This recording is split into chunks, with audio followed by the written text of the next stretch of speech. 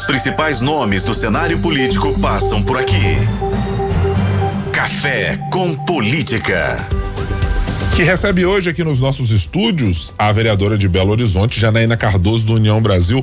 Bom tê-la conosco pela primeira vez aqui na nossa FM O Tempo, vereadora. Muito bom dia. Bom dia. Bom dia, caro ouvinte também, você que nos acompanha aí, vamos fazer essa entrevista aí e falar um pouco para o povo belo-horizontino. Bom dia.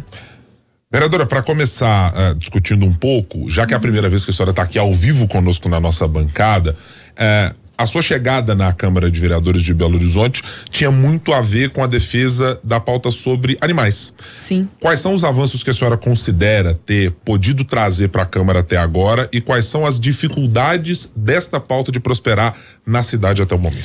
Bom, a princípio nós estávamos com essa intenção de reduzir o tempo das carroças em Belo Horizonte. Nós estamos hoje com um PL que vai passar de 10 para 5 anos e vamos fazer com que Belo Horizonte acabe de vez com essa questão dos equinos contra a atração animal. É um dos nossos projetos. As dificuldades que nós temos são que a causa animal hoje em Minas, no Brasil todo, ela é nova. Só temos, aí falamos de política da causa animal tem mais ou menos uns 10 anos. Então, como todo o processo que se inicia, nós temos as nossas dificuldades, que é o quê? É que as pessoas entendam que ter uma carroça em Belo Horizonte, onde você tem uma cidade totalmente urbana, é um sacrifício para o animal. Você não tem pasto, você não tem uma estrutura para que esses animais sejam atendidos. Então, é esse um dos nossos desafios. Agora, vereadora, a gente preocupa também muito com a questão do abandono animal, né?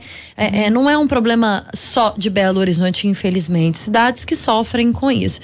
Parece que a cada dia a gente tem a sensação de que está aumentando o número desses animais nas ruas. Há também alguma iniciativa para que a gente consiga amenizar essa situação? Sim, como nos países de primeiro mundo, a castração. Então, nós, como poder público, temos que saber atingir essa curva, assim como a Holanda soube atingir e outros países. Hoje, a Holanda ela já não tem mais esses animais abandonados nas ruas.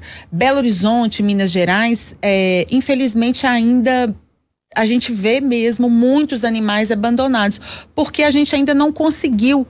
É matemática. Se você consegue um número maior de castração, automaticamente você vai ter menos animais abandonados nas ruas. Isso na questão de gatos, na questão de cães e até mesmo a própria questão dos equinos, que são os cavalos, eles também são abandonados, eles são explorados. Você vê aí ao longo da cidade eles tendo esse descuidado do proprietário largá-los em BRs, largá-los em ruas. Então, nós temos que fazer políticas públicas para que isso não aconteça.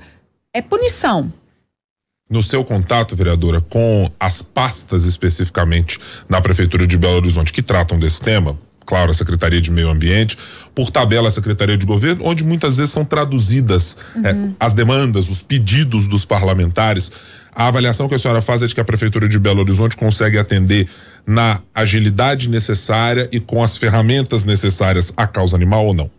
Ainda não. Estamos no processo. Como todas as cidades de Minas Gerais, nós temos aí um desafio, que é o que eu te falei, é alcançar essa curva para que esse número caia e para que Belo Horizonte seja exemplo para a região metropolitana e para as demais cidades. Estamos no caminho, mas ainda é um caminho aí bem complexo. A gente sabe também, vereadora, que às vezes a ação da prefeitura por si só não resolve tantos problemas da cidade, né? E a gente precisa de uma ação conjunta com os governos, tanto o governo estadual quanto o governo federal. Do ponto de vista meio ambiente e mais essa questão específica dos animais, como que a senhora avalia a atuação do governo do estado e do governo federal?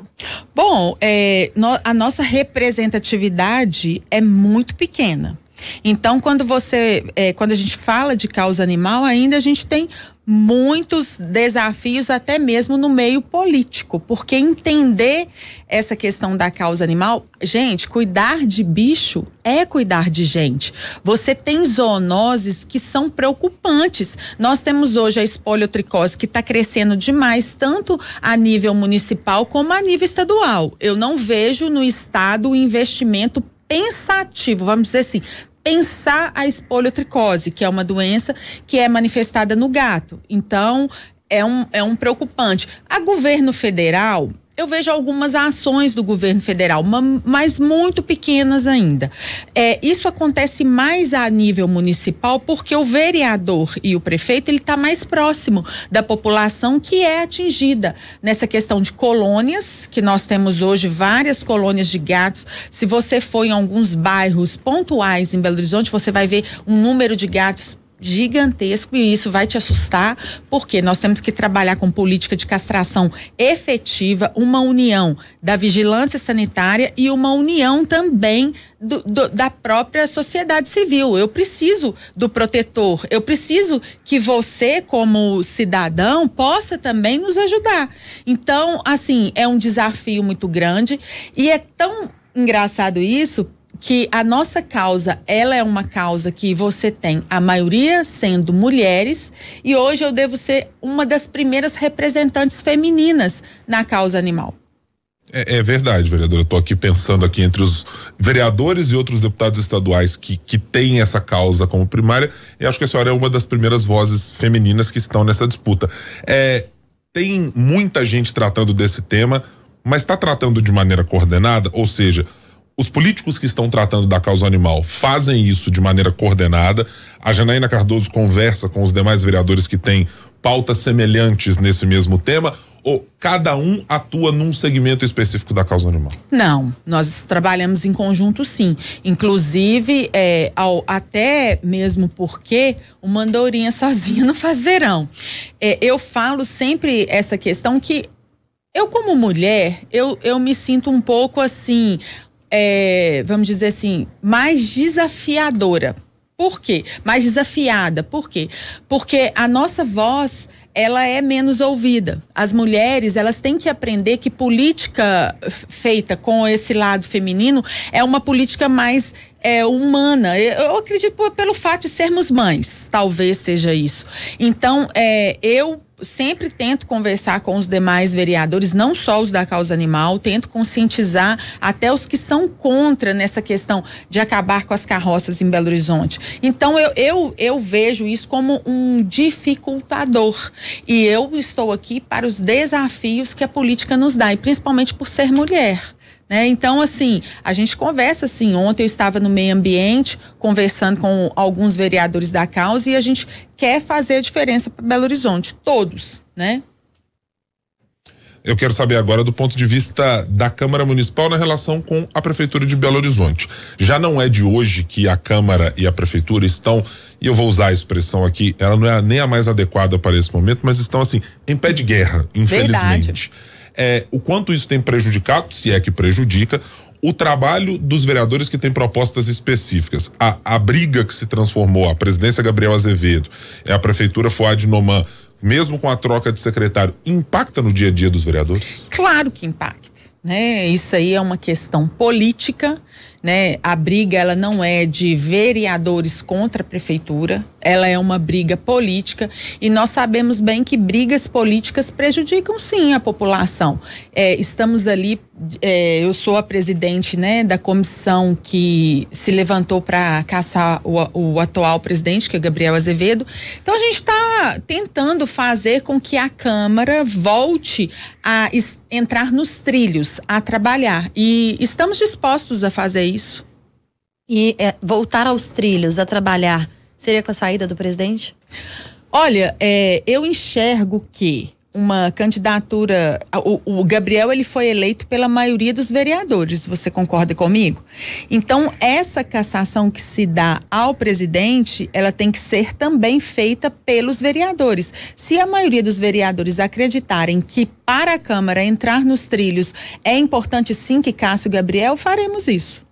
o respeito aos procedimentos que são levados na comissão da qual faz parte a senhora, a professora Marli, a vereadora Isa, eles estão sendo respeitados na avaliação da senhora, ou seja, do ponto de vista de prazo, de um diálogo respeitoso com os vereadores, ou há algo que fugiu da normalidade que os vereadores se sentiram preocupados ou as senhoras se sentiram preocupadas nesse processo desde que ele se iniciou? Não. Ele está sendo respeitado, está todo dentro daquilo que é orientado.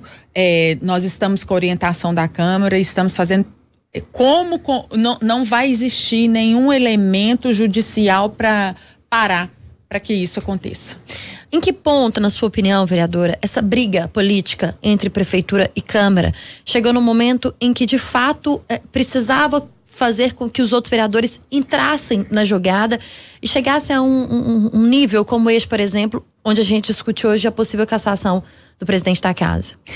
Eu acredito que essa briga política, ela venha há mais tempo. Eu só tô na casa tem 6 meses. Então, às vezes as pessoas falam assim comigo: ah, você acompanhou dessa maneira. Não, é diferente quando você tá dentro, né, fazendo parte, do que você está fora. Então, quando você está fora do processo, do que está acontecendo, a sua visão, ela é diferenciada. Hoje eu estou dentro e eu quero com que Belo Horizonte volte a caminhar, que os projetos eles sejam aprovados e principalmente para dar essas pessoas que acreditaram nesses vereadores, para que elas acreditem também no nosso trabalho. Então, eu estou ali disposta a fazer a diferença para os belo-horizontinos, independente de qual seja a política, se seja a política de Gabriel Azevedo, ou se seja a política de Foad. Nós temos que ter esse papel, né? Nós sabemos que nós fomos eleitos por uma população que espera